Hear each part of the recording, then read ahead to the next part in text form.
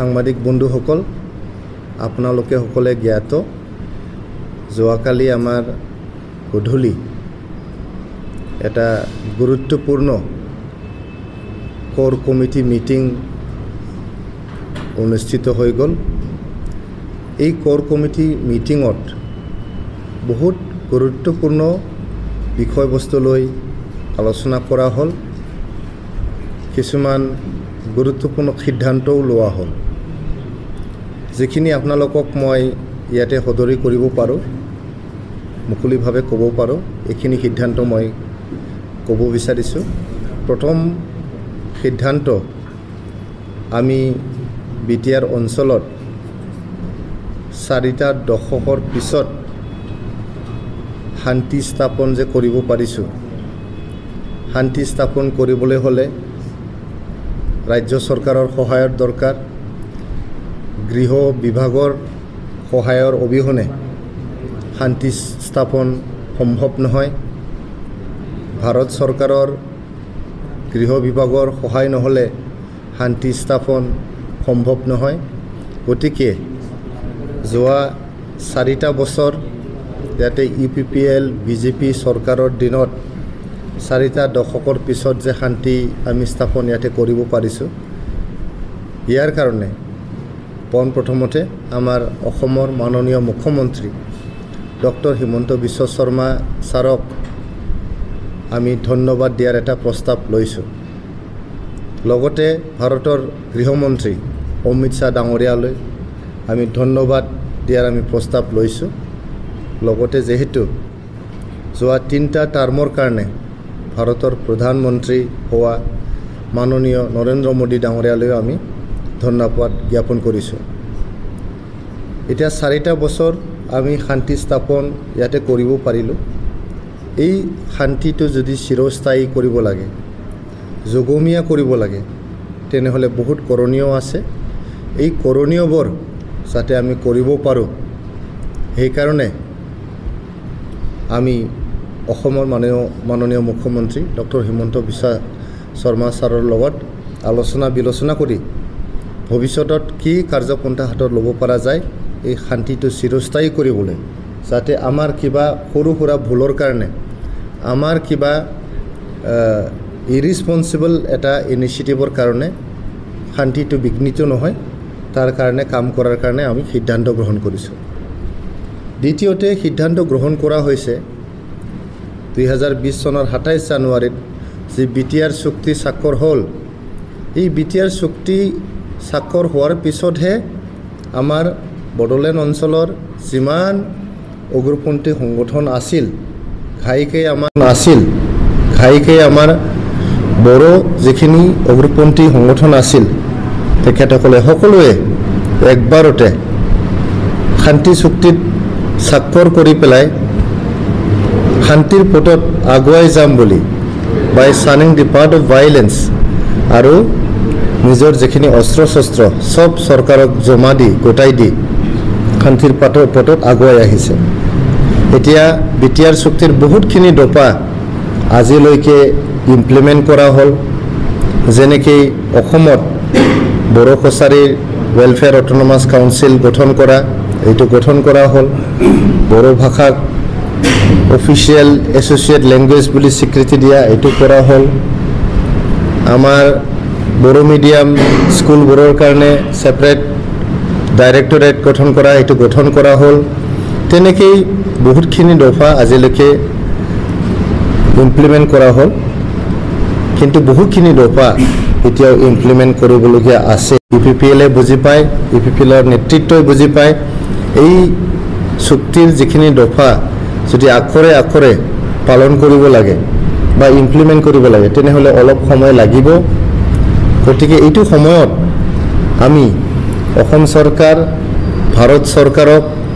অনুৰোধ কৰাৰ কাৰণে সিদ্ধান্ত লোৱা হ'ল, যাতে যি উদ্দেশ্য লক্ষ্য লৈ পেলাই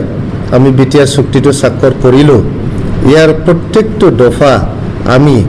টাইম বাউণ্ড মেনাৰত ইমপ্লিমেণ্ট কৰিব পাৰোঁ,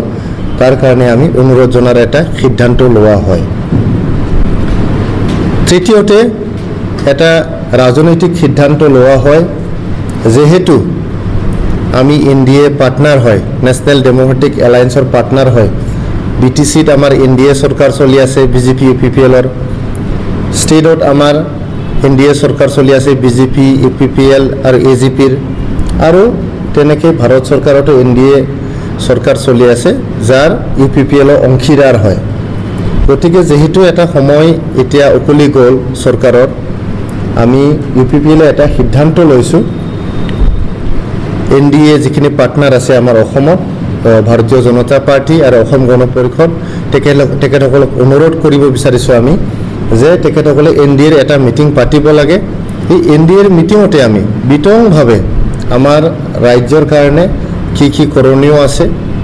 আমি কি কৰিলোঁ কি উপলব্ধি হ'ল আমাৰ বা আমাৰ কি বাকী থাকি গ'ল এইবিলাক যাতে আমি পৰ্যালোচনা কৰিব পাৰোঁ ধুনীয়াকৈ যিমান আমাৰ পাৰ্টনাৰ আছে আমাৰ এনডিএৰ পাৰ্টনাৰ আমাৰ ৰাভা যৌথ মঞ্চ আছে ইয়াতে বেলেগ বেলেগ আমাৰ ট্ৰাইবেল পলিটিকেল অৰ্গেনাইজেশ্যনছবিলাক আছে তেখেতসকলক সকলোকে লৈ এটা নেশ্যনেল ডেমক্ৰেটিক এলায়েন্স আসাম লেভেলৰ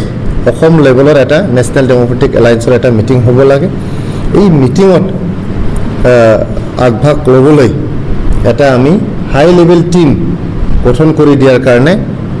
আমাৰ ইউপিপিএলৰ সভাপতি তথা বিটিআৰৰ মুৰব্বী শ্ৰী প্ৰমোদ বড়ো ডাঙৰীয়াক আমি ইণ্টাৰেষ্ট কৰা হৈছে তেখেতে অতি সোনকালে এটা হাই লেভেল টিম গঠন কৰি দিব এই হাই লেভেল টিমে দুটা ফ্ৰণ্টত আলোচনা কৰিব প্ৰথম ফ্ৰণ্টটো হ'ল আমাৰ নেশ্যনেল ডেমক্ৰেটিক এলায়েন্সৰ যিমান পাৰ্টনাৰ আছে তেখেতসকলৰ লগত বহি মানে সুস্থভাৱে আলোচনা কৰি ভৱিষ্যত ৰাজনৈতিক কাৰ্যপন্থা কি হ'ব ভৱিষ্যত আমাৰ উন্নয়নৰ কাৰণে বা ডেভেলপমেণ্টৰ কাৰণে কি আমাৰ কাৰ্যপন্থা হ'ব এইবিলাক আলোচনা বিলোচনা কৰি চৰকাৰ চলাই লৈ যোৱাত যাতে স্মুথলি আমি যাব পাৰোঁ তাৰ কাৰণে আলোচনা কৰিব আমাৰ যোনটো আমাৰ অনাৰেবল প্ৰেচিডেণ্ট অফ ইউপিপিএল বা CM BTR তেখেতে গঠন কৰি দিব এই হাই লেভেল টিমে আমাৰ honourable chief minister of Assam doctor Himanta Biswa Sarma ছাৰৰ লগত আলোচনা কৰিব আলোচনা কৰি আমাৰ BTR অঞ্চলৰ যিখিনি এটা পেন্ডিং ইস্যুজবোৰ আছে including implementation of BTR Accord, establishment of permanent peace in the region and filling the developmental gaps. Amar jiman developmental gaps আছে BTR অঞ্চলত এই ৰাস্তা ঘাটে হোক আমাৰ শিক্ষা অনুষ্ঠান ইয়াতে এস্টাবলিশ কৰাই হোক বা বিভিন্ন আমাৰ অনুষ্ঠান প্ৰতিষ্ঠান ইয়াতে স্থাপন কৰাই হোক সকলো দিশত কি গেপ থাকি গ'ল এই গেপবোৰ লৈ পেলাই আমাৰ honourable chief minister of Assam doctor Himanta Biswa Sarma ডাঙৰীয়াৰ লগত এই হাই লেভেল টিমটোৱে বহিব আলোচনা কৰিব আৰু তেখেতৰ মাৰ্গদৰ্শনটো বিচাৰিব আৰু তেখেতৰ মাৰ্গদৰ্শন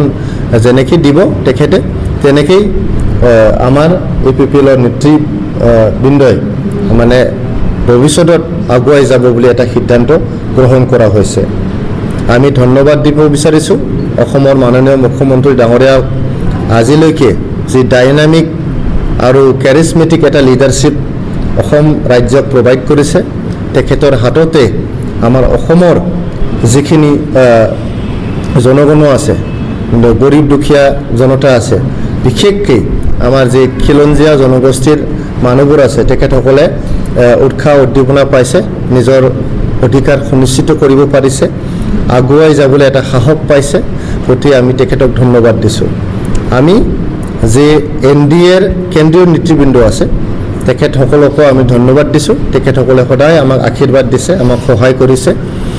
তেখেতসকলৰ মাৰ্গদৰ্শন আমি পাইছোঁ এই কাৰণে আমি আগুৱাব পাৰিছোঁ গতিকে আমি তেখেতসকলকো ধন্যবাদ দিছোঁ যে আমাৰ BTR অঞ্চলৰ শান্তি যাতে স্থায়ী হয় তাৰ কাৰণে আমি সিদ্ধান্ত ল'লোঁ আমাৰ BTR একৰ্ডৰ যিমান দফা আছে এইটো 100% টাইম বাউণ্ড ইমপ্লিমেণ্টেশ্যনৰ কাৰণে সিদ্ধান্ত লোৱা হ'ল এটা হাই লেভেল টিম গঠন কৰি পেলাই NDA পাৰ্টনাৰৰ লগত আলোচনা কৰা আৰু অসমৰ মাননীয় মুখ্যমন্ত্ৰী ডাঙৰীয়াৰ লগত আলোচনা কৰি আমাৰ ভৱিষ্যত ৰাজনৈতিক আৰু উন্নয়ন দিশত কি কাৰ্যপন্থা হাতত ল'ব পৰা যায় ইয়াৰ কাৰণে তেখেতৰ পৰা মাৰ্গদৰ্শন বিচাৰিবলৈ এটা সিদ্ধান্ত লোৱা হ'ল ইলেকশ্যনটো আলোচনা হৈছে আমাৰ আলোচনা কৰি পেলাই যেতিয়াই ইলেকশ্যন কমিশনে বাই ইলেকশ্যনৰ ডেট ঘোষণা কৰে তেতিয়াই আমাৰ ইপিপিএল দলৰ পৰা কেণ্ডিডেট ঘোষণা কৰি পূৰ্ণ দমত বাই ইলেকশ্যনটো খেলাৰ কাৰণে আমি ইয়াতে মানে এটা ডিচিশ্যন লোৱা হয় আমাৰ কাৰণে বাই ইলেকশ্যনটো মানে ডাঙৰ ইস্যু নহয় বা ইলেকশ্যনটোৱে আমাৰ কাৰণে ইমান মানে কিবা নহয় ডাঙৰ কথা নহয় যেহেতু আমাৰ দলৰ যিমান নেতৃবৃন্দ আছে নেতাসকল আছে তেখেতসকলে প্ৰফেচনেল পলিটিচিয়ান নহয় তেখেতসকলে বেছিভাগে আন্দোলনৰ বেকগ্ৰাউণ্ডৰ পৰা আহা এটা বিপ্লৱৰ জীৱনৰ পৰা আহা তেখেতসকলে বিপ্লৱী জীৱন যাপন কৰিছিলে আগতে এতিয়া আমাৰ বড়োলেণ্ড অঞ্চলৰ বা আমাৰ অঞ্চলৰ যিখিনি ৰাজনৈতিক সামাজিক ডেভেলপমেণ্টেল বা আমাৰ ইথনিক এছপিৰেশ্যনছ লিংগুইষ্টিক এছপিৰেশ্যন যিমান এছপিৰেশ্যনছবোৰ আছে এইবিলাক ফুলফিল কৰিব পাৰে নেকি বুলিহে তেখেতসকলে ৰাজনীতিত আহিছে গতিকে ইলেকশ্যন আহিব আৰু যাব আমাৰ নেতৃবৃন্দৰ কাৰণে এইটো ডাঙৰ ইস্যু নহয় আৰু বাই ইলেকশ্যন স্পেচিয়েলি এইটো ডাঙৰ ইস্যু নহয় বাই ইলেকশ্যনটো বাই এণ্ড লাৰ্জ যিখিনি ৰুলিং পাৰ্টি থাকে ৰুলিং পাৰ্টিয়ে জিকে গতিকে এইটো লৈ পেলাই আমি ইমান চিৰিয়াছলি এতিয়াও আমি লোৱা নাই বা চিৰিয়াছলি তেনেকুৱা আলোচনাও কৰা হোৱা নাই এটাই সিদ্ধান্ত লোৱা হৈছে যে যেতিয়াই আমাৰ ইলেকশ্যনটো ঘোষণা হ'ব তেতিয়াই আমাৰ কোৰ কমিটিয়ে কেণ্ডিডেটটো মানে বাছি লৈ পেলাই ঘোষণা কৰি দিব আৰু আপোনালোককে প্ৰথমে জনাই দিয়া হ'ব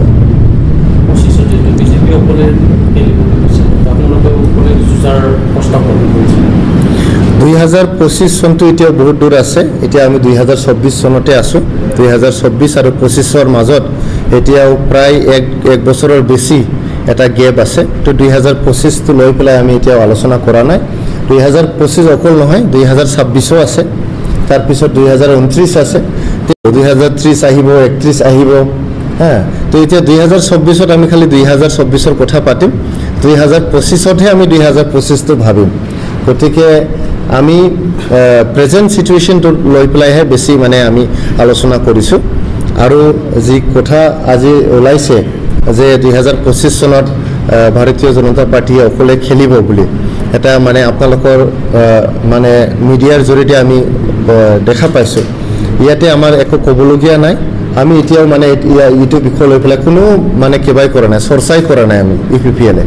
গতিকে 2025 এতিয়াও দূৰ আছে যেতিয়া 2025 চন আহিব তেতিয়া 2025 টো আলোচনা কৰিম 2026ত এমএলএ ইলেকশ্যন আহিব তেতিয়া আকৌ আমি 2026 টো আলোচনা কৰিম 2029 চনত আমাৰ এমপি ইলেকশ্যন আহিব তেতিয়া আকৌ 2029ৰ কথাটো আমি পাতিম গতিকে ইমান আগতীয়াকে 1.5 বছৰ আগত আমি মানে এইটো কথাটো পাতিব বিচৰা নাই যিসকলে এইটো পাতিব বিচাৰিছে ইয়াৰ বিষয়ে মাথা ঘামাইছে তেখেতসকলে মাথা ঘামাই থাকক কিন্তু আমি যথা সময়ত ৰাইট টাইমত right discussion and right decision will be taken গতিকে আপোনালোকে তাৰ কাৰণে ৱেইট কৰিব